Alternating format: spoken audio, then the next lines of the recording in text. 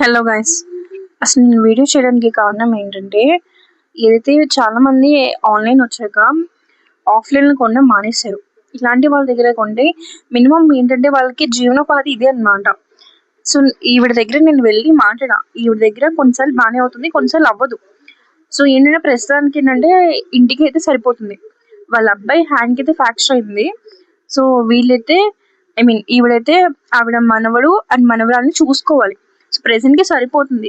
ఈవిడ నా నుంచి ఏం రిక్వెస్ట్ చేశారంటే, నా అమ్మ మీరు తీసిన వీడియో అనేది రీచ్ అయితే నాకు ప్రభుత్వం నుంచి నాకు సహాయం వస్తే చాలు. లైక్ కొంతమంది బండి మీద పెట్టుకుంటున్నారు కదా, నాకు అలాంటిది వస్తే చాలు అని మాత్రమే అనుకున్నారు, అంతే.